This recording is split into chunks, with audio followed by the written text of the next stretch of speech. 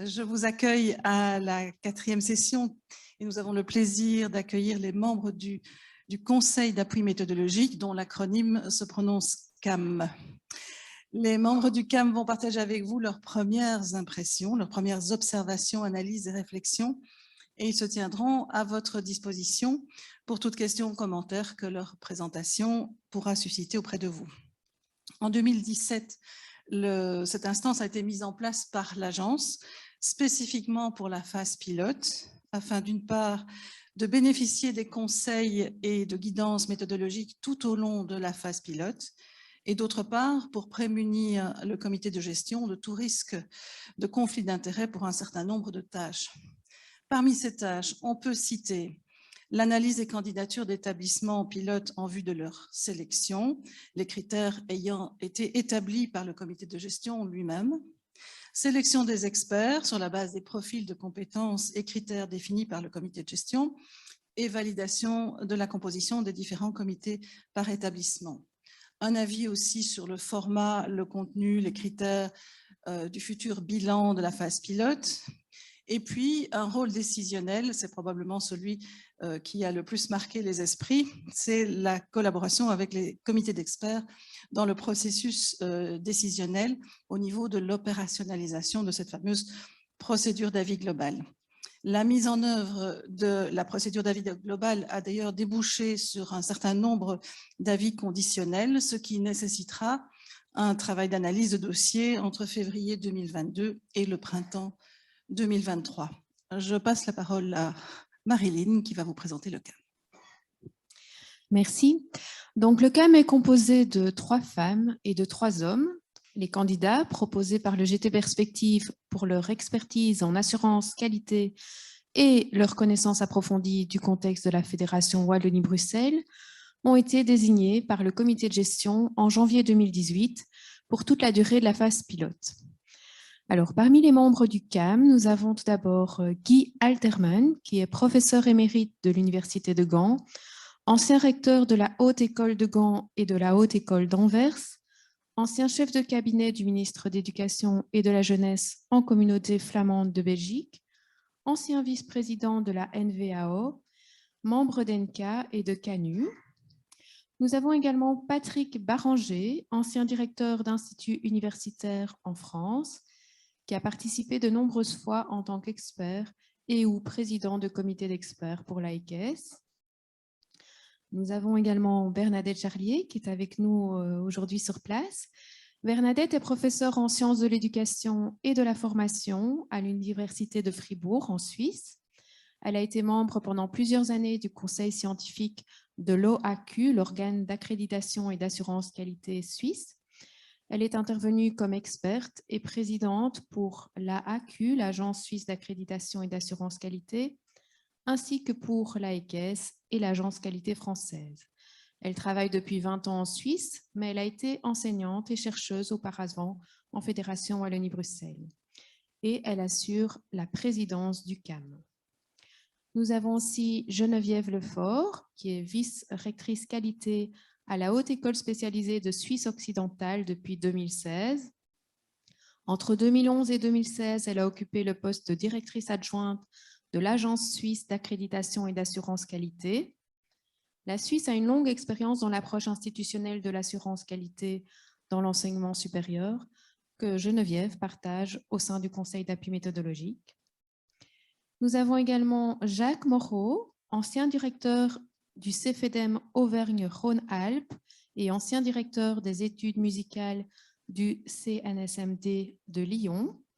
Il a participé à de nombreuses évaluations d'institutions d'enseignement supérieur de la musique en Belgique, tant côté Fédération Wallonie-Bruxelles que du côté de la Flandre, mais aussi en Europe et même au-delà. Il est actuellement membre et prochain président de l'Agence d'accréditation musique, inscrite sur le registre ECAR. Et en tant que membre du CAM, il est particulièrement sensible aux questions concernant les ESA. Et enfin, André Sursock, qui a participé au développement du dispositif européen pour l'assurance qualité, ESG, ECAR et ECAF, et qui a dirigé le projet Culture de la qualité de l'Association européenne de l'université, ainsi que son programme d'évaluation institutionnelle. Elle a été membre du comité de pilotage de l'AEKES pendant 8 ans et assure actuellement la présidence du Quality Board for Icelandic Higher Education en Islande.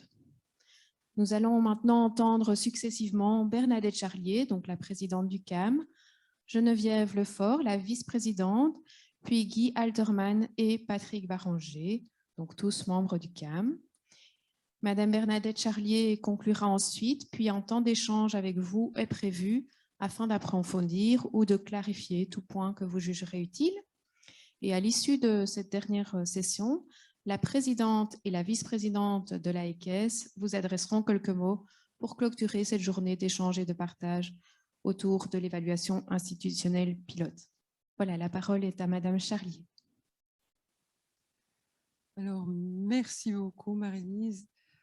Je suis très heureuse d'être avec vous aujourd'hui, même si, bien sûr, pour la plupart, c'est à distance et on se trouve très, très peu dans cette salle. Donc, notre rôle est presque, mais pas tout à fait, de clore cette journée. Et nous avons été invités à vous partager nos points de vue, nos constats, suite à toutes les observations que nous avons pu faire pendant cette phase pilote. Nous allons essayer aussi de répondre à vos préoccupations et à vos questions, en tout cas celles qui nous ont été directement adressées, qui vont encore nous être adressées après ces présentations. Nous avons voulu préparer une présentation avec le point de vue des différents membres du CAM. Vous avez vu notre diversité. Donc, nous allons à la fois vous présenter les points de vue communs, ce sur quoi nous sommes entièrement d'accord, mais aussi vous verrez un certain nombre de questions et de tensions qui n'ont pas encore forcément de réponse et pour lesquelles on n'est pas forcément encore tous d'accord entre nous, mais je pense que c'est bien le cas pour la plupart, pour toutes les personnes qui sont dans cette salle, qu'elles soient réelles ou virtuelles. Il y a encore pas mal de travail de réflexion à faire, même si cette analyse transversale et aussi les échanges et les témoignages qu'on a entendus ce matin nous aident déjà beaucoup pour au moins identifier les grandes questions, les points de tension et les différents scénarios possibles. Il s'agit donc bien d'un point d'étape qui va préparer un bilan qui sera fondamental et auquel le CAM pourra contribuer et nous nous réjouissons de cela.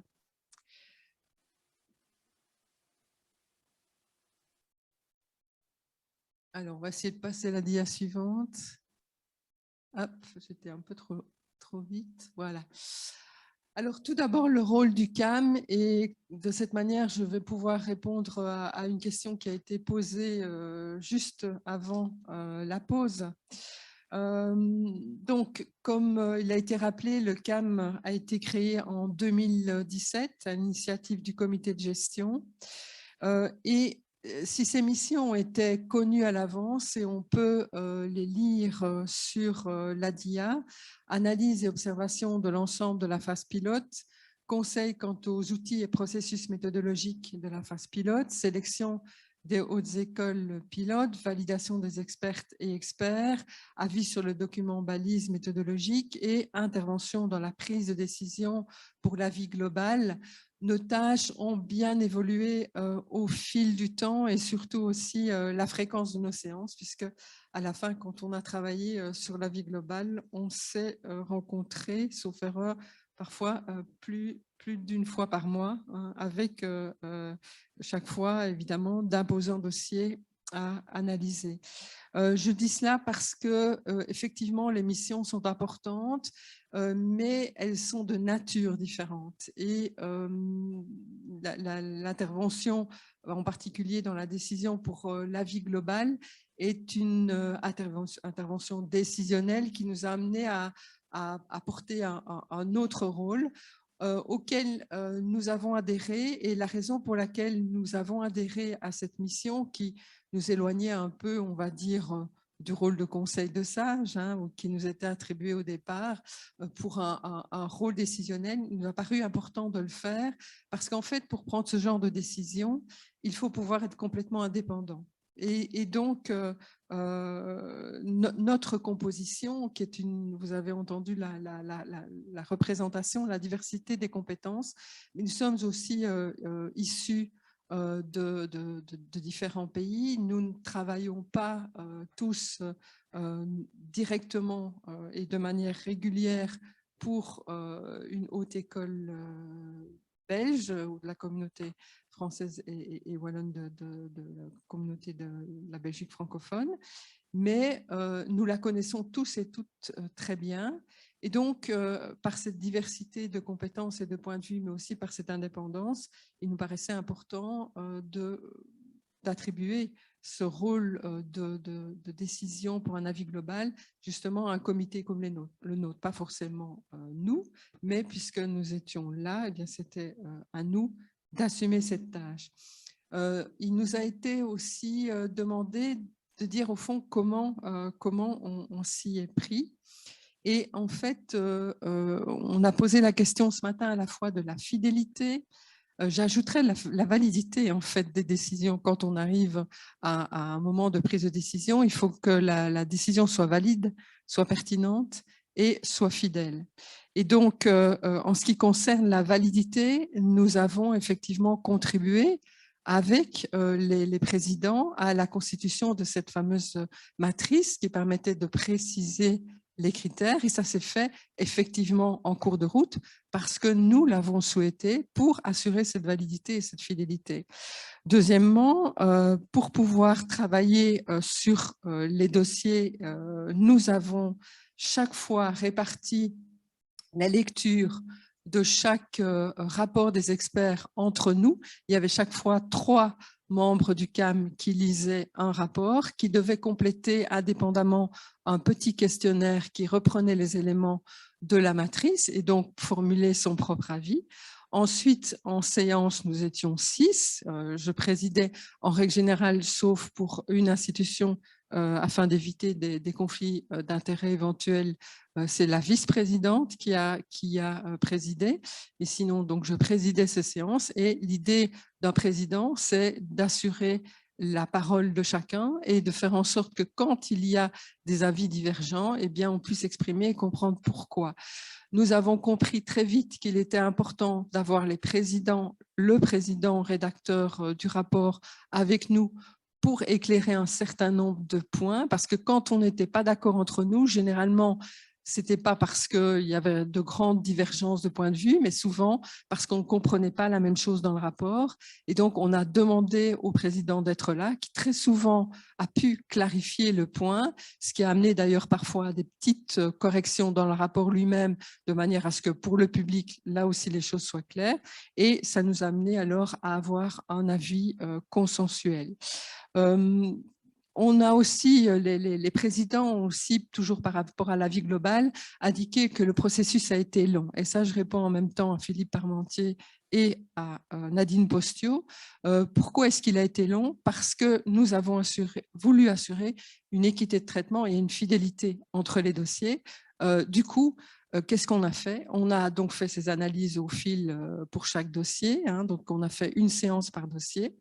Et ensuite, on avait évidemment formulé déjà nos avis et on a attendu que toutes les analyses soient faites pour revoir tous les avis et pour vérifier qu'en fait, on avait traité les mêmes, enfin, je veux dire, en face des mêmes situations, on avait traité les hautes écoles de la même manière et formulé des avis qui n'étaient pas forcément similaires à la virgule près, mais qui étaient au fond équivalents et qui correspondaient, je veux dire, qui était valide par rapport aux situations qu'on avait observées, par rapport aux critères, pour assurer une équité de traitement. Donc voilà comment on s'y est pris pour pouvoir réaliser ce travail et assurer rigueur et qualité dans notre travail. Évidemment, et s'agissant d'une phase pilote, nous avons dû fonctionner comme ça. Si on devait refaire la procédure, bien entendu avec un instrument stabilisé et des processus, et vous savez très bien ce que ce sont les processus, on en a entendu beaucoup parler ce matin, notamment dans les ateliers, eh bien à ce moment-là, une fois que les processus sont stabilisés, bien entendu, on pourrait aller plus vite.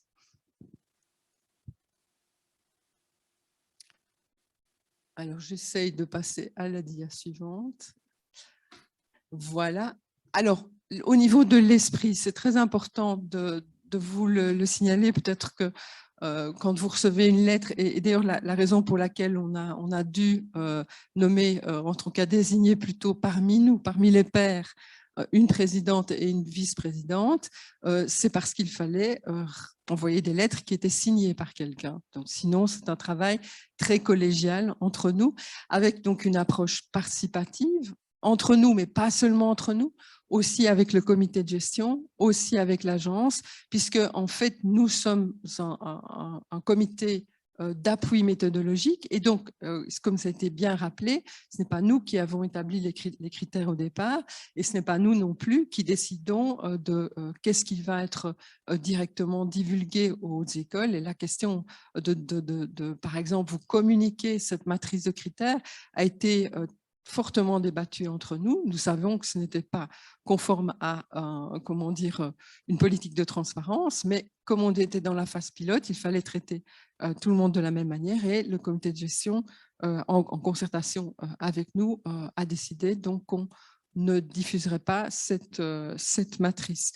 Donc, une approche participative à l'interne et à l'externe, à l'intérieur de l'ensemble des parties prenantes de ce processus, et aussi constructif pour, au fond, à chaque fois qu'il s'agit de donner un avis, en donner un, je veux dire, qui permette d'avancer, qui permette de progresser, en gardant ce regard distancié, grâce à notre composition variée, représentative de différentes compétences nécessaires dans le processus, mais connaissant tout de même très bien la situation. Et donc, pour terminer mon introduction, je veux dire qu'on a bien entendu vos questions de ce matin, et il y a une question très importante qui concerne le focus et le périmètre de l'exercice de cette phase pilote et de cette évaluation institutionnelle. Et pour peut-être essayer encore de reprendre ce point et peut-être de clarifier, de situer en tout cas l'approche de la Caisse par rapport à l'approche européenne, je vais donner la parole maintenant à Geneviève Lefort, la vice-présidente. Oui, merci Bernadette. Vous m'entendez tous bien? Ok.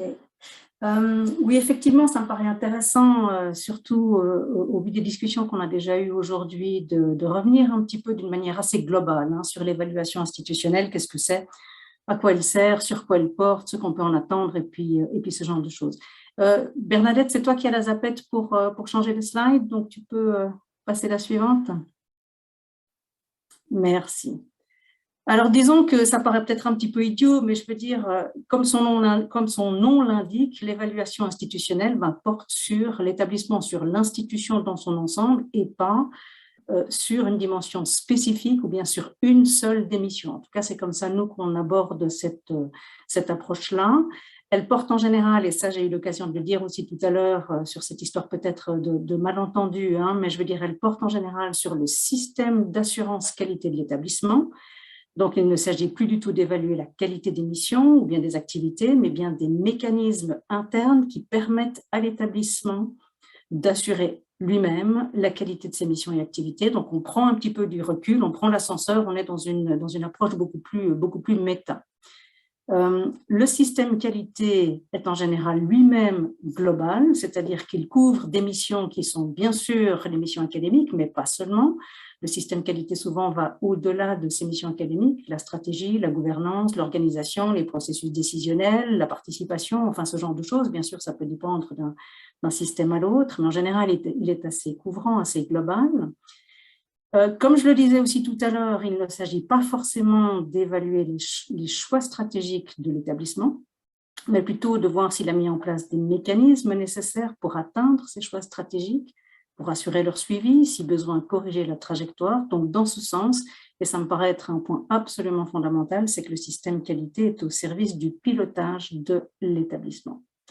Alors, on l'a aussi évoqué tout à l'heure un petit peu dans les discussions avec les experts, mais c'est vrai qu'avec cette évaluation institutionnelle, on est un petit peu dans une sorte de deal. Hein.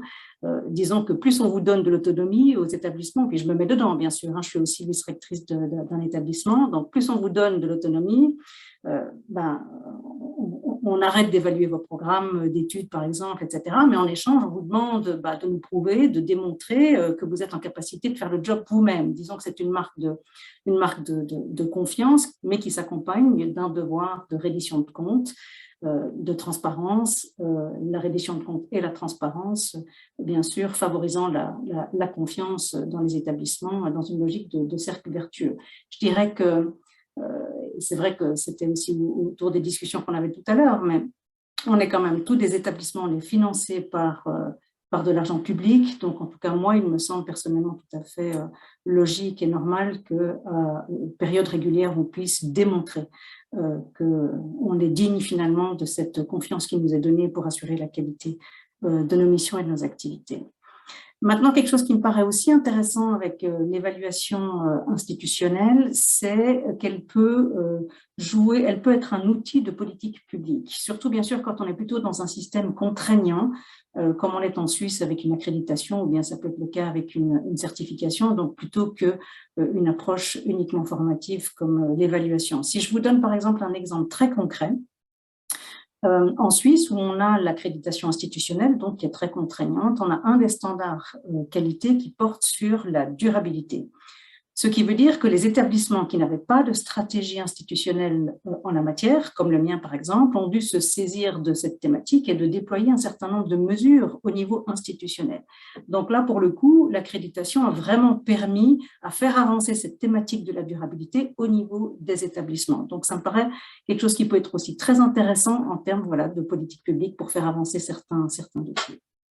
Maintenant, c'est clair qu'il n'y a pas un modèle unique d'évaluation institutionnelle, il y a une grande variété, plusieurs approches dans l'espace européen de l'enseignement supérieur. Je vous en cite 2-3, juste en vitesse comme ça, si jamais vous voulez en savoir plus. Bien sûr, il y a quelques spécialistes autour de cette table virtuelle qui pourront creuser si ça vous intéresse.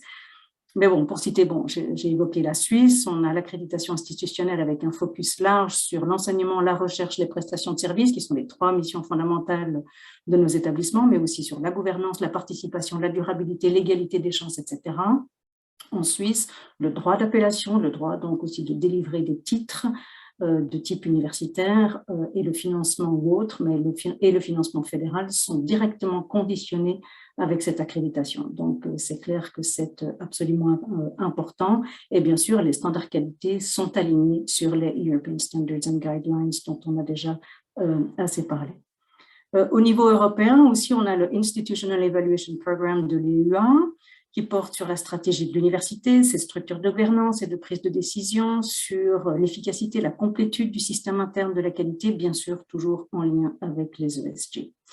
En Irlande, pour donner un autre exemple, on a l'approche institutionnelle qui porte sur la manière dont les établissements assurent la qualité de leurs activités d'enseignement et de recherche, la conformité aussi avec les ESG, bien sûr, et ce que font les établissements pour améliorer leurs activités en lien avec leurs objectifs stratégiques. Toujours ce lien avec les objectifs stratégiques qui est absolument fondamental.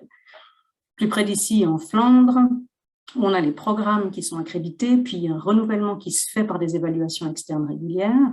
Et puis les établissements qui passent par une évaluation institutionnelle et qui peuvent démontrer qu'ils maîtrisent l'assurance qualité interne et externe aussi de leur programme se voient du coup dispensés de ces évaluations. Donc voilà quelques exemples. Bien sûr, il y en a d'autres. Il n'y a pas un exemple unique et qui serait absolument meilleur que l'autre. Ça dépend aussi bien sûr de chaque contexte dans chaque pays. Mais ce qui est important, c'est que ce que toutes ces approches en tout cas ont en commun, c'est l'alignement que tous ces pays, bien sûr, sont signataires de la déclaration de Bologne, qui nomme l'assurance qualité comme un des piliers de l'espace européen de l'enseignement supérieur. Je crois que c'est important toujours de le rappeler. Suivante, Bernadette.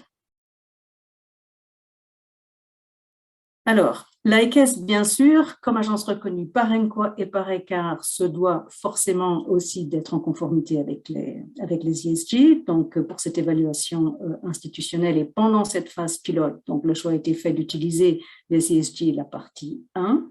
On a bien vu que c'était quelque chose qui était tout à fait sujet à discussion pour les parties, je veux dire, l'après-pilote, puisque ces critères, ils ne sont pas parfaits, ils datent de 2015.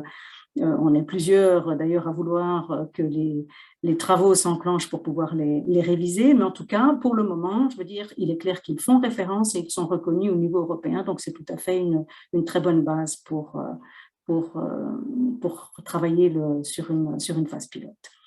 Cela dit, on l'a vu aussi tout à l'heure quand on parlait un petit peu du périmètre, utiliser les ESG implique un focus surtout sur l'enseignement, même si on est quand même dans un focus sur l'enseignement dans un sens large pour couvrir, je dirais, l'environnement global d'apprentissage. Le lien avec les autres missions, quand même, il y a eu 2-3 experts qui l'ont mentionné, par exemple le lien avec la recherche, se fait toujours par le prisme de l'enseignement. Donc le lien enseignement-recherche, et visiblement il y a quand même plusieurs experts qui ont essayé de creuser un petit peu plus dans ces dimensions-là, mais ça passe quand même toujours un petit peu par l'enseignement.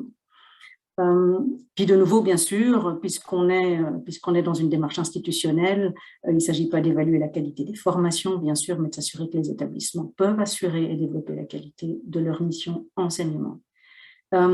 L'AEQES a choisi l'approche formative plutôt que certificative, en laissant toutefois la possibilité qui était tout à fait facultative, bien sûr, de demander une dispense, j'ai envie de dire, de l'évaluation des programmes par l'AEQES, à condition, bien sûr, que le système qualité de l'établissement est assez solide, mature, robuste pour prendre en charge lui-même ses évaluations de manière satisfaisante. Et je crois que cette possibilité, enfin, on croit, bien sûr, toutes et tous ici, que cette approche formative, on l'a aussi assez dit durant cette journée, était absolument essentielle.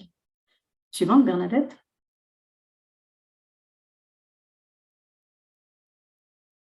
Alors, l'avantage, je dirais, pendant cette phase pilote, même si tout peut être bien sûr mis en discussion, l'avantage d'utiliser les ESG et son focus sur la mission enseignement, c'est que c'était un petit peu en ligne avec déjà le focus actuel de l'AEQES qui est aussi déjà sur cette mission, tout en abordant quand même la mission enseignement dans sa globalité, puisque si on regarde les critères qui sont utilisés dans les ESG, bien sûr, il n'y a pas que l'enseignement stricto sensu, puisqu'on parle aussi bien sûr de manière plus générale de cette politique d'assurance qualité, mais aussi par exemple, du personnel enseignant, des ressources pour l'apprentissage, la gestion de l'information, etc. Donc, il y a cette vision globale qui est assez intéressante. Et puis, bon, ça a aussi été dit plusieurs fois avant moi, mais ce passage, je dirais, de l'approche programmatique à l'approche institutionnelle, et c'est tout l'objet, bien sûr, de cette réflexion à l'AEQES et en Fédération Wallonie-Bruxelles, mais c'est vraiment en phase avec la tendance européenne qui renforce la responsabilité des établissements en matière d'assurance et développement de la qualité. Et puis, c'est important encore de rappeler, je crois, toujours cet alignement avec les trends européens. Et puis, c'est aussi un petit peu pour ça, nous, qu'on était là au CAM avec nos différentes expériences européennes. Suivante, Bernadette. Alors, sur les effets attendus de cette approche, attendus, mais qui sont en fait observés déjà dans un certain nombre de systèmes ou de pays qui adoptent déjà, qui appliquent déjà cette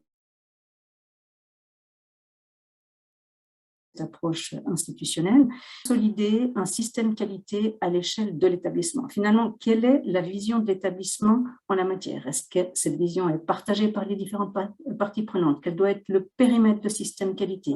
Comment est-ce qu'il peut contribuer au pilotage de l'établissement? Quelles sont les stratégies à mettre en place, les mesures, etc. Enfin, tout ça, cette approche institutionnelle permet vraiment d'avoir ce dialogue, cette réflexion qualité au niveau global de l'établissement.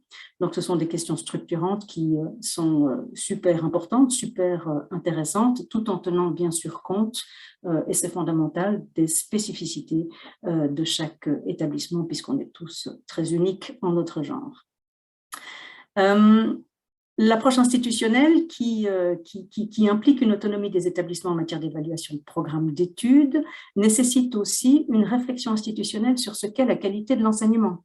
Et ce n'est pas seulement une réflexion qui se fait au niveau du programme d'études, mais au niveau de tout l'établissement. Puis ça, c'est aussi extrêmement intéressant. C'est quoi un bon programme d'études? Quelles sont les dimensions qui doivent être examinées pour en rendre compte, ou bien pour s'en rendre compte? Quelle méthodologie mettre en place pour cet examen? Donc, cette autonomie, je dirais, en matière d'évaluation des programmes permet ces réflexions qui sont extrêmement intéressantes. On ne vous impose pas finalement un référentiel depuis l'extérieur, mais vous pouvez le développer vous-même et avoir cette réflexion au niveau institutionnel global. Et puis ça, c'est très intéressant. Un système qualité, quand il est bien conçu, et puis je peux vous dire que c'est un travail de toute une vie de vice-recteur ou vice-rectrice qualité, hein, ce n'est pas quelque chose qui se fait du jour au lendemain, moi j'y travaille toujours encore tous les jours, est au service du pilotage de l'établissement, bien sûr, ça je l'ai déjà dit, parce qu'au final, et on l'a dit aussi plusieurs fois aujourd'hui, c'est une méthodologie, c'est absolument pas une fin en soi, c'est une méthodologie pour suivre l'atteinte des objectifs stratégiques qu'on s'est fixés, pour permettre les corrections si nécessaire. Et finalement, ce système qualité permet d'objectiver des situations pour aider à la prise de décision. Et ainsi, je dirais que les démarches qualité, quand elles sont conçues en interne, ce que permet cette approche institutionnelle, permet aussi du coup de contribuer, elles sont co-construites en interne, donc du coup ça contribue aussi au développement d'une culture de la qualité en impliquant toutes les parties prenantes. Et puis dernière slide sur ces éléments des effets attendus, voilà peut-être encore juste dire que quand on internalise les processus qualité, ça veut dire qu'on doit aussi, et ça a aussi été dit, et j'imagine que ce sera encore dit et répété, il faut pouvoir aussi donner les ressources nécessaires pour pouvoir mener à bien ces travaux. Mais ressources, donc ça veut dire les financements, tout simplement, mais aussi, bien sûr, c'est intéressant de pouvoir développer en interne les compétences qui permettent l'internationalisation de ces évaluations de programmes. Ça aussi, d'ailleurs, ce développement en termes de compétences, ça permet aussi le développement d'une culture qualité. La question de la confiance des parties prenantes envers les établissements, ça fait partie du deal que j'évoquais tout à l'heure. Et puis, je dirais aussi que le fait, quand on a une approche institutionnelle et qu'on laisse finalement la liberté, quand on a une approche institutionnelle, on laisse la liberté aux établissements de mettre en place leur propre méthodologie pour l'évaluation des programmes. Et puis ça aussi, c'est très intéressant parce que ça leur laisse une plus grande autonomie. Ça a été pas mal évoqué dans l'atelier 2 où j'étais tout à l'heure. Effectivement, c'est un des grands avantages de l'approche institutionnelle, c'est du coup de pouvoir faire, en respectant bien sûr un certain nombre de principes et puis de bonnes pratiques européennes, mais de pouvoir être un petit peu plus libre dans les dispositifs qu'on met en place en interne pour l'évaluation des programmes. Voilà un petit peu rapidement les quelques éléments qu'on avait envie de partager avec vous. Et puis bien sûr, je suis aussi ouverte à toutes les questions que vous pourriez avoir si vous en avez à la fin de notre présentation. Et je crois que là, je passe la parole à Guy, sauf erreur. Merci Geneviève. Oui, les acquis. Le dia suivant, s'il vous plaît. D'abord, en ce qui concerne le processus décisionnel pour la vie globale, la CAM se base sur son avis sur, bien sûr, sur la procédure d'avis global comme développée et formulée par le COPIL. Puis, on s'est basé sur une analyse des rapports et même si certaines différences et variations de longueur de rapport, d'approche descriptive et narrative ont été observées, la CAM constate que les rapports sont clairs et bien fondés et se servent comme base valable pour fournir un avis global justifié. Bien sûr, on a discuté avec les présidents dans les réunions du CAM, on a eu des échanges avec les présidents, des clarifications, etc. Ça nous a aidé à formuler des avis globaux, et en plus en collaboration, en toute collégialité avec les différents panels, bien sûr. Au long du trajet, nous avons fait des analyses transversales pour assurer une égalité de traitement des établissements. Et on revient un peu sur la question que Philippe Parmentier a posée déjà tout à l'heure.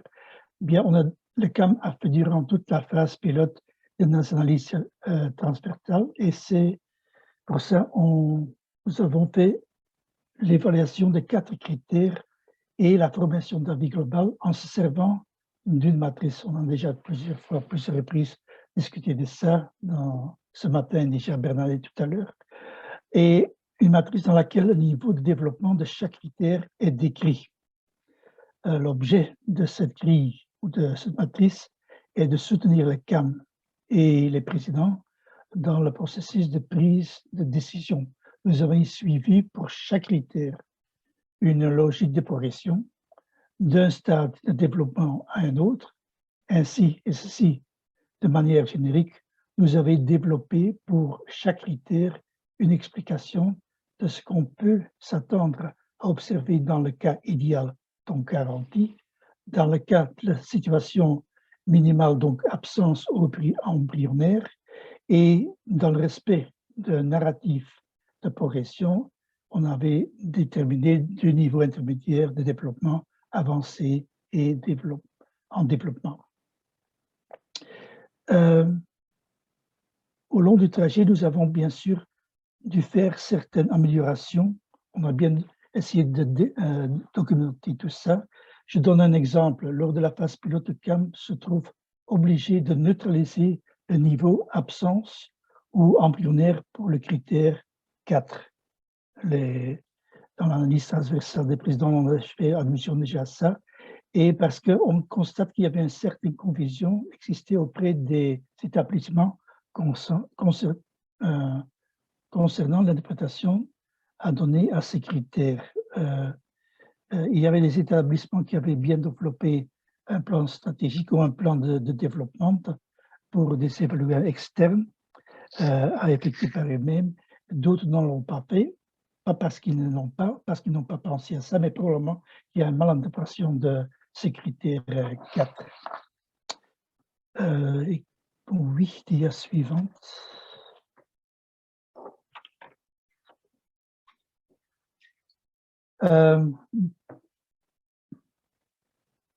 Par cet exercice d'une évaluation institutionnelle, les établissements prennent conscience de l'autonomie d'une part et de la responsabilité d'autre part leur accordée par les autorités et de la société civile. On constate ça souvent en lisant les rapports de ça. Il y a quand même vraiment une conscience qu'on crée une autonomie, qu'on donne une autonomie, mais que ça donne aussi, ça donne aussi la responsabilité aux établissements. Ce qu'on a vu aussi également, c'est que les établissements ont développé, discuté, souvent ajusté leur politique et les plans de gestion de l'assurance de qualité d'enseignement à tous les niveaux. De même que les établissements ont entamé, relancé, discuté à propos de la responsabilité des gestions d'assurance de qualité à tout niveau de l'organisation. Donc, ils ont discuté pour chaque niveau, est-ce qu'il y a un plan, est-ce qu'il y a une politique de gestion et est-ce qu'il y a une responsabilité prise là-dedans. Bien sûr, il faut suivre en interne les ESG. Ce qu'on a constaté aussi, mais ça c'est peut-être une discussion qui va revenir plus tard encore, c'est que par la structure qu'on a fait dans le rapport, les ESG ont fait un peu figure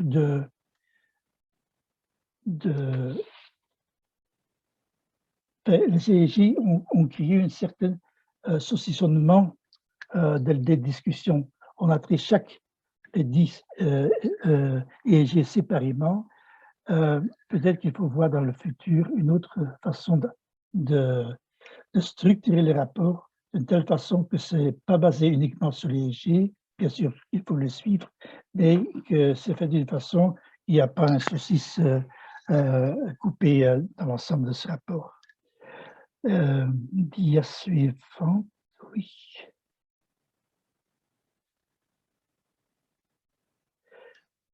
Ce qu'on a constaté aussi, je crois que déjà ce matin et cet après-midi dans l'évaluation transversale, on en a parlé, les établissements sont conscients de la nécessité d'un tableau de bord opérationnel et permanent de nature à permettre un pilotage objectivé par des données quantitatives, fiables, et dont l'évolution peut être identifiée. Je crois qu'on va remarquer ça presque dans tous les dossiers qu'on a observés, qu'on constate la nécessité d'avoir un tableau de bord performant pour pouvoir suivre le développement de systèmes de qualité.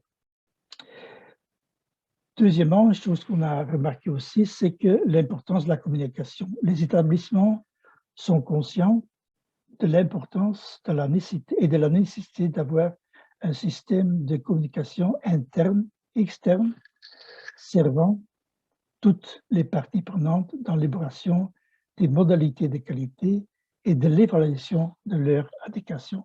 C'est une remarque qu'on constate dans presque tous les dossiers aussi. On le constate, mais on voit aussi que les établissements sont conscients qu'il faut vraiment développer un système de communication ou d'améliorer le système de communication aussi bien à l'interne et à l'externe. Je crois que je peux passer la parole à Patrick.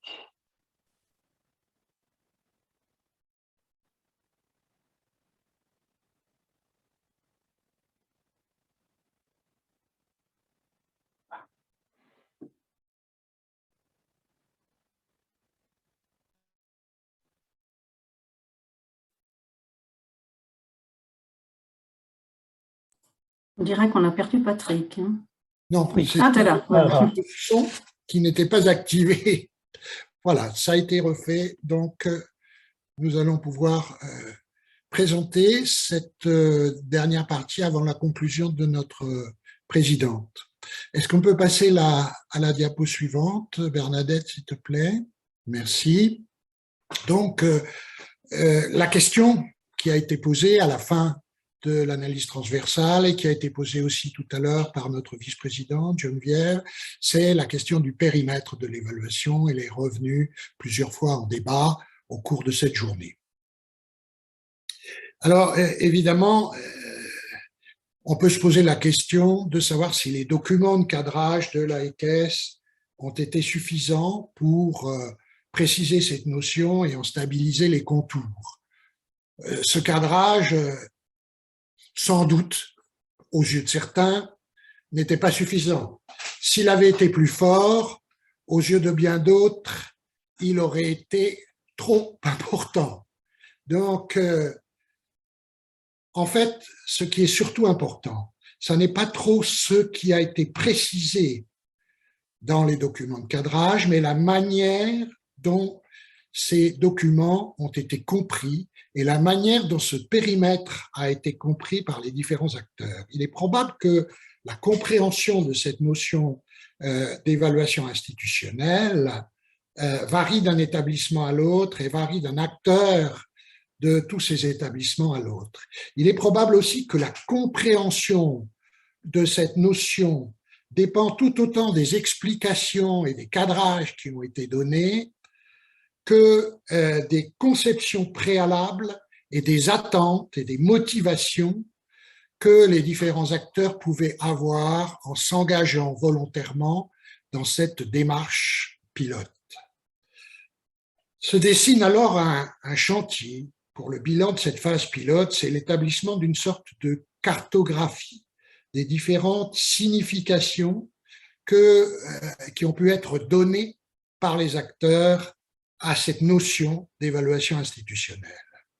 Et au-delà de cette cartographie et de ces conceptions, sortir de la phase pilote signifiera certainement construire et stabiliser une conception partagée et consensuelle de ce que peut être et de ce que doit être une évaluation institutionnelle en Fédération Wallonie-Bruxelles. Autre question qui traverse les réflexions du CAM aujourd'hui et qui les traverse parfois d'ailleurs de façon non consensuelle, notre présidente l'a dit tout à l'heure, n'y a-t-il qu'une seule façon de garantir une assurance qualité dans un établissement d'enseignement supérieur? Bien sûr que non. les différences de contexte, les particularismes de chaque établissement ne pourront pas ne pas être pris en compte. Et plus encore, une politique d'assurance qualité digne de ce nom ne peut être que co-construite par les acteurs d'un établissement d'enseignement supérieur et non pas se présenter à eux comme un modèle unique qui leur serait imposé de l'extérieur. Pour autant, le fait qu'il n'y ait pas de modèle unique ne signifie pas qu'il n'y ait pas des invariants et des passages obligés, transversaux à toutes les déclinaisons locales que les établissements construiront. Nous avons pu aussi remarquer qu'un ensemble de recommandations revient dans une grande majorité des rapports. L'un des présidents, Jacques Lanares, le disait tout à l'heure, un certain nombre de choses reviennent, aussi bien en termes de manque qu'au contraire, en termes de points saillants. La nécessité d'un document global présentant la politique qualité de l'établissement, dont il disait qu'il n'avait trouvé aucun établissement le mettant réellement en œuvre, le faire avec les étudiants plutôt que de faire pour eux et à leur place, la clarification des liens entre facultés et services centraux, l'établissement de documents performatifs du type tableau de bord, voilà un certain nombre de recommandations qui reviennent dans une majorité de rapports, voire, nous l'avons vu pour la première d'entre elles, dans la totalité des rapports. Quel sens faut-il donner à cette récurrence? Est-ce que cette récurrence, finalement, nous permet de lire en creux une certaine culture universitaire de la Fédération Wallonie-Bruxelles en matière d'assurance qualité? Est-ce que, à travers cette récurrence, on voit apparaître là les invariants, les passages obligés dont nous parlions tout à l'heure? Peut-être que le bilan devra un petit peu approfondir ce type de questions. Comment faire en sorte que ces procédures, l'usage de ces outils recommandés par les experts ne soient pas, comment dire, bureaucratiquement gérés, mais induisent dans les établissements de véritables dynamiques de prise en charge collective d'une politique qualité. Car c'est bien ce qui peut nous apporter de positif ces évaluations institutionnelles, que donc cette dynamique se mette en place dans tous ces établissements qui ont été évalués. Donc pour cela, sans doute, il faudra interroger les établissements pour savoir quels sont les effets de ces évaluations institutionnelles et certes également regarder de près les plans d'évolution qui seront mis en œuvre par ces différents établissements. Est-ce qu'on peut prendre, Bernadette, la diapo suivante? Merci. Une des premières interventions de la matinée nous disait que la FWB s'était engagée dans une pratique complètement atypique sur le plan européen d'une évaluation formative des programmes d'enseignement supérieur. Je pense d'abord que cela est totalement en cohérence avec l'importance très grande qui est donnée à l'évaluation formative des étudiants et des élèves en Fédération Wallonie-Bruxelles. C'est une espèce de culture identitaire de cette fédération. Cette phase pilote expérimentale porte sur un nouvel objet, l'évaluation institutionnelle. Plus encore, certains établissements, souhaitant prendre en charge eux-mêmes leurs évaluations programmatiques, ont connu une évaluation à visée certificative par habilitation. Habilitation à prendre en charge eux-mêmes leurs propres évaluations programmatiques.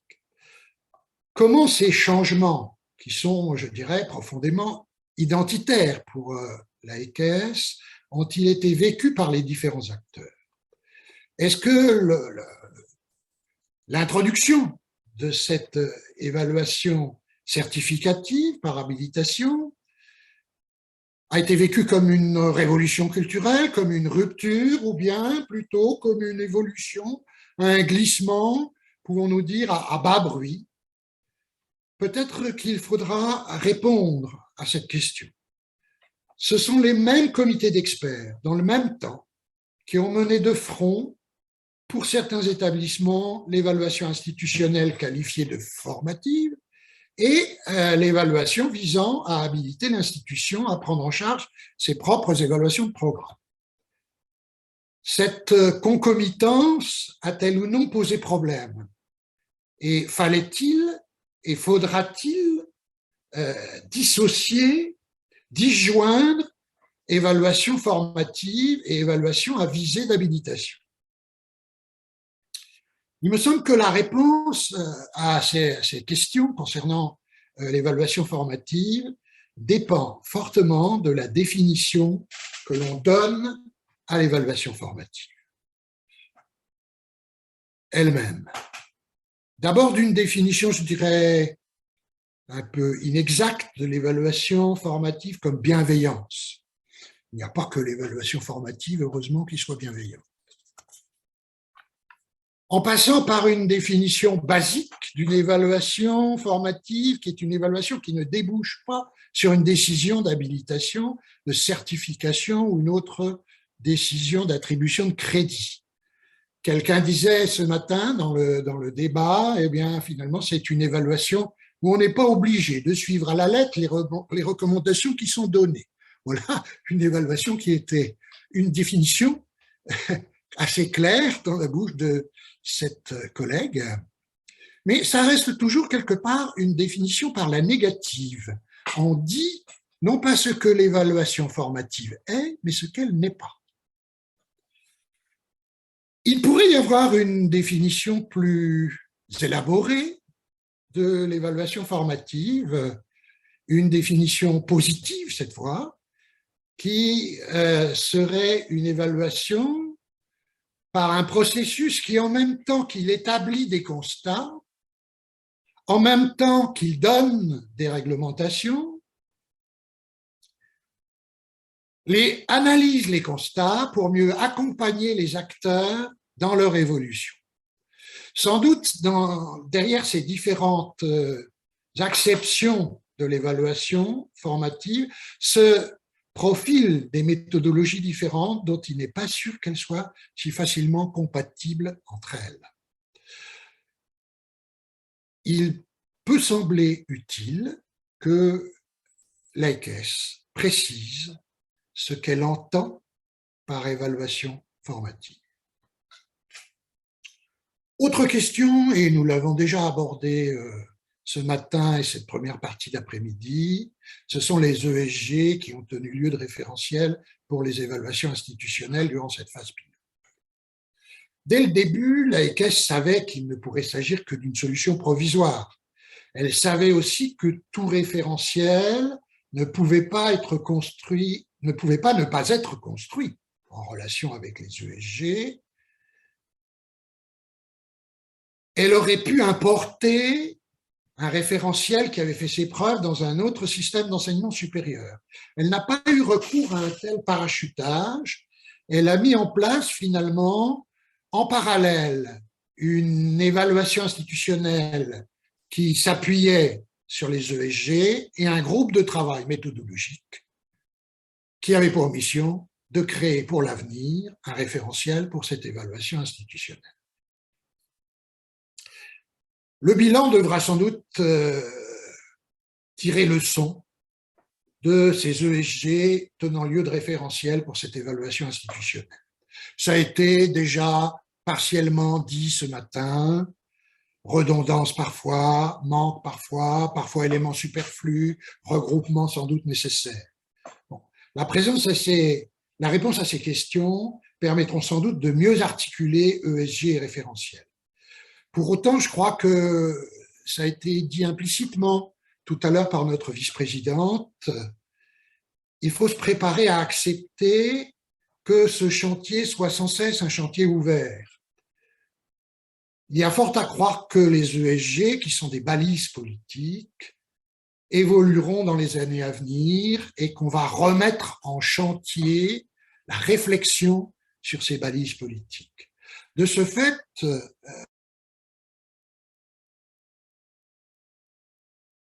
certains acteurs d'établissement que le référentiel qui est articulé à ces ESG ne connaîtra de stabilisation que provisoirement et devra sans cesse toujours être remise en chantier.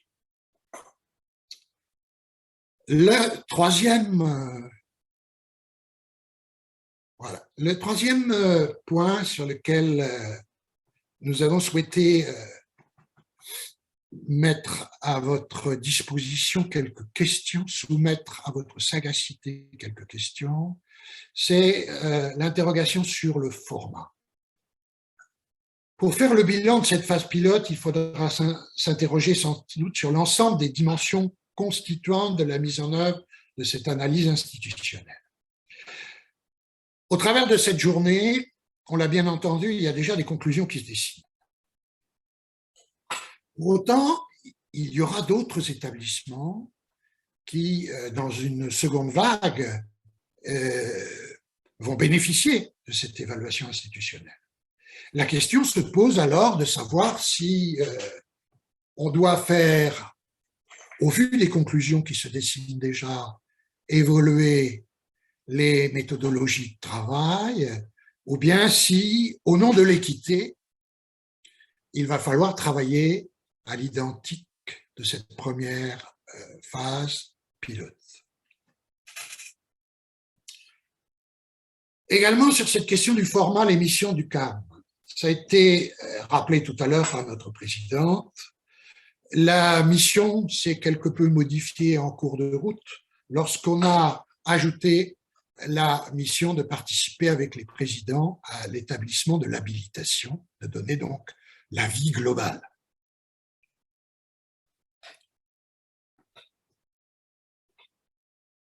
Le CAM a fait ce travail, il l'a fait en privilégiant bien davantage, je dirais, la formulation des conditions. Ça, c'est peut-être quelque chose qu'il faut dire, qui n'a pas été suffisamment dit. Nous avons travaillé à la formulation des conditions, puisque nous avons donné beaucoup d'avis conditionnels. Et cette dimension a pris beaucoup d'importance pour nous, et c'est sans doute cette dimension qui nous a permis de réintroduire dans une évaluation à visée certificative toute la culture et toute la richesse de l'évaluation formative. Pour autant, se pose la question du rôle du CAM après cette phase pilote. Va-t-il devoir être modifié? Et si oui, de quelle manière? Se pose aussi la question de savoir si cette attribution de l'avis global sera toujours dévolue conjointement au CAM ou aux experts, ou si les experts peuvent être chargés seuls de cette décision. Et si oui, à quelles conditions? Dernière question, il semble que l'ADN, le rôle du CAM, de l'ADN du CAM, se trouve-t-il profondément modifié par cette incursion hors du champ de la stricte évaluation formative? Sans doute pas vraiment. On a vu tout au long de cette journée que il n'y a pas eu de protestation massive là-dessus. En revanche, une telle évolution, je crois, ne peut pas passer inaperçue et il faudra sans doute se dire en quoi les représentations de l'AECES risquent de se trouver modifiées par cet ajout de la dimension certificative à la dimension formative. Ceci pour dire que rôle, profil et compétences des parties prenantes, eh bien, il est probable que cette évaluation institutionnelle ait eu un impact sur l'identité des différents acteurs. Les établissements d'enseignement supérieur, les experts, le CAM, l'AECES elle-même, impact que le bilan devra s'efforcer de mettre en œuvre plus clairement, de mettre en lumière plus clairement. Quoi qu'il en soit, je voudrais anticiper un peu sur ce que va dire ma collègue présidente, en disant personnellement que je tiens à souligner le grand sens de la rigueur, de l'équité, de la responsabilité qu'on a pu observer en tant que garant méthodologique tout au long de ce processus. Et je pense que ma collègue présidente s'associera à moi sur cette conclusion.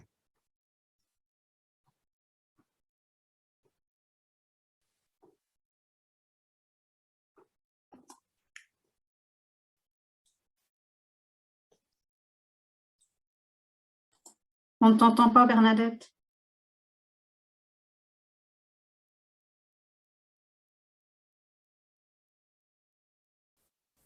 C'est bon, je recommence. Ça va? D'accord.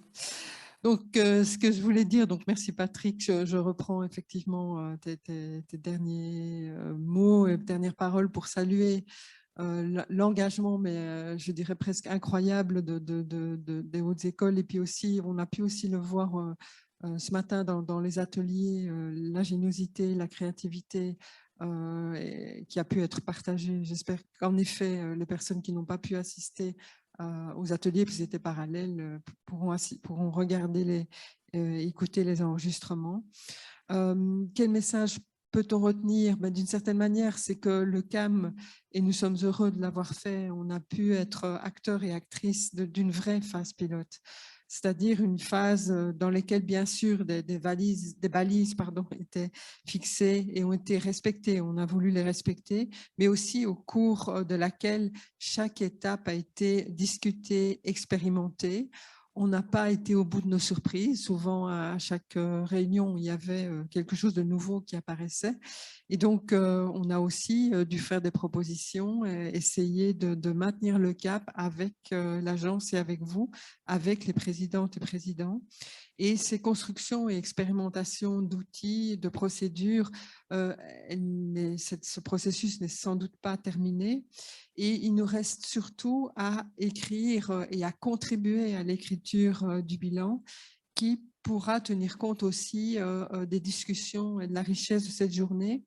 Et j'aurais envie d'ajouter qu'avant d'aller vers des pistes qui se dessinent, Patrick, tu as dit ça, moi, je pense qu'il est vraiment fondamental de prendre le temps de faire ce bilan et de mettre à plat un certain nombre de choses qui apparaissent en paradoxe, qui apparaissent en contradiction. Et parfois, même dans la même phrase, dans le même acteur. Si on fait une bonne analyse, j'ai pris vraiment des notes détaillées ce matin. Et donc, ça serait important qu'on pose les choses, justement, on puisse faire le point sur les différentes représentations de ce qu'est une évaluation institutionnelle, de ce qu'est une évaluation formative, une évaluation certificative, puis bien d'autres aspects qui ont été traités avant de s'en aller vers le futur. Parce qu'au fond, tous les efforts qui auront été faits à ce moment-là en vaudront la peine. Si on veut aller trop vite, je pense qu'on perdra un certain nombre d'éléments qui ont été dits, qui ont été expérimentés, toute la créativité, la richesse de la réflexion. Alors, il nous reste à formuler un souhait pour vous, c'est celui de construire une évaluation institutionnelle pour laquelle chaque haute école pourra s'engager, c'est-à-dire sera dotée des ressources et des compétences pour le faire, et à laquelle chacun et chacune accordera la valeur qu'elle mérite. Il verra donc une utilité qui correspond à ses objectifs, à ses projets, pourra en tirer des moyens pour réaliser ses propres buts et créera un processus de partage suscitant l'intérêt des acteurs et des actrices et sera acceptable en termes d'investissement. Il s'agit sans doute d'un idéal qui sera peut-être jamais atteint, comme on l'a parfois dit ce matin, mais cependant, une phase pilote, elle est justement là pour essayer de s'en approcher. Et c'est ainsi que se termine notre présentation. Bien sûr, on est à l'écoute de vos questions. Merci beaucoup, Bernadette. Je vais me tourner vers Alexis et Dounia qui gèrent les questions et le chat. Oui, merci Cathy, merci à tous les intervenants pour cette présentation. Donc, via l'espace chat, nous avons l'occasion aussi d'avoir des remerciements qui leur sont adressés. Aussi, la question du temps nécessaire pour faire un bilan riche. Donc ça, c'est parmi les réactions. Nous avons une question qui nous est parvenue de Lucien Bollard, qui est intervenu lors de la présentation de Patrick Barranger. Est-ce qu'on ne doit pas plutôt évaluer, regarder l'alignement entre mission, stratégie, politique d'éducation et l'assurance qualité plutôt que pour la stratégie elle-même? Le périmètre change et le dialogue entre le niveau institutionnel et programmatique devient plus visible. Voilà, donc je ne sais pas si vous avez bien saisi l'ensemble de la question. Oui. Est-ce que je peux me permettre de donner la parole à André, qui est sans doute en ligne et qui n'a pas pu s'exprimer, ne s'est pas exprimé dans la présentation du PowerPoint. Oui, c'est gentil Bernadette. Je pense que, enfin, la question de Lucien est plutôt un commentaire. Et je dirais que je souscris à ce commentaire. C'est sûr qu'il faut, il faut essayer de voir l'articulation entre la stratégie et toutes les activités de l'institution. Et nous avons répété à plusieurs reprises dans la journée aujourd'hui le fait que quand on fait une évaluation institutionnelle, on n'évalue pas le contenu des programmes, on n'évalue pas le contenu de la recherche. Il faut vraiment garder ça en tête parce que j'ai l'impression qu'à chaque fois qu'on dit recherche, j'ai l'impression que c'est devenu une espèce de chiffon rouge, si vous me permettez cette observation. Il ne s'agit pas d'évaluer la recherche. Il s'agit de voir comment l'université, dans le cas d'établissements qui font de la recherche, comment l'établissement lui-même assure la qualité de toutes ces activités, de toutes ces prestations. Donc oui, je suis tout à fait d'accord avec la remarque de Lucien, c'est ce qu'il faut faire. Et voilà, je m'arrête là. Merci.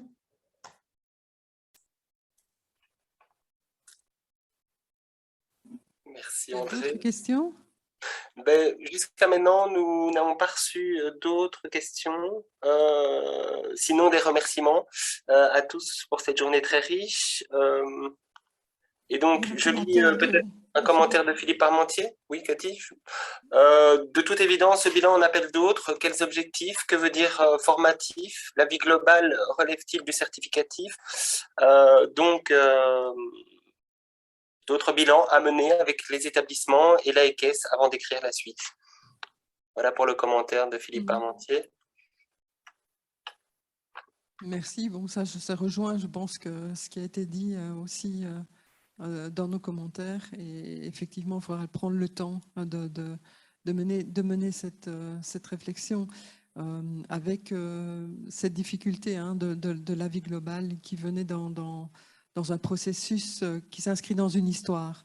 Et je crois que si on prend parfois les choses au mot, formatif, certificatif, c'est parfois difficile parce que vous avez l'habitude d'une approche formative pour l'évaluation des programmes. Et donc, tout cet exercice d'évaluation institutionnelle et cet avis global, alors Patrick a posé la question, est-ce que c'est une rupture, est-ce que c'est une continuité? Je crois que en effet, ça a dû être vécu de manière différente selon les acteurs. On l'a un peu entendu aussi tout au fil de cette journée et dans les commentaires. Et puis, je pense que quand je demandais un bilan, peut-être ça vaudrait la peine que chacune, nous, on fasse notre propre bilan, parce qu'on voit bien que nos représentations du processus, je me suis mise dedans parce que ça me fait vraiment plaisir d'être avec vous, mais elles sont différentes. Ça vaut la peine aussi, si vous avez le temps, de penser à vos propres commentaires en disant « mais tiens, moi je ne pensais pas la même chose que tel autre » et qu'on mène ce travail de comparaison de nos réactions pour arriver effectivement à un consensus. Ce qu'on disait en aparté, c'est le privilège d'être dans cette salle. On se disait, mais ce ne sera pas possible. Moi, je crois quand même qu'on pourrait, je suis arrivée dans certains cas à ce qu'on y arrive, à avoir un consensus ici. Mais pour pouvoir y arriver, donc sur vraiment un noyau commun, mais très petit, je pense, au niveau d'une démarche d'évaluation institutionnelle. Quand je dis noyau commun mais fort et qui pourrait être adapté selon vos différentes institutions pour arriver à ce processus, à ce résultat-là, qui est, je crois, un but commun, ça sera de prendre ce temps, cette analyse et d'écouter, d'analyser les points de vue des uns et des autres parce que généralement, ils sont issus de notre histoire et de notre contexte et on ne peut pas aller trop vite pour ça. Voilà, c'est un peu ma réaction. Est-ce qu'il y a d'autres questions ou des questions? D'autres questions, non, sinon des commentaires. Le dernier, celui d'Alexandre Ouanet, donc qui remercie aussi pour cette journée, qui a bien rendu compte du travail effectué par les acteurs durant la phase pilote. Donc, un merci à nouveau. Un merci d'Angeline Aubert aussi pour toutes ces interventions, tant des experts que du CAM. De la même manière que les établissements sont invités à définir leur politique qualité et un système qualité en adéquation, j'ai le sentiment que l'AEKES et la Fédération Wallonie-Bruxelles sont également invités à réfléchir, clarifier, formaliser leur politique et pas seulement un système méthodologique.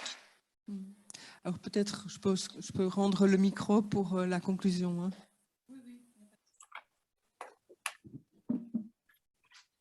Je passe maintenant la parole à notre présidente et vice-présidente pour le mot de la fin. Merci à tous.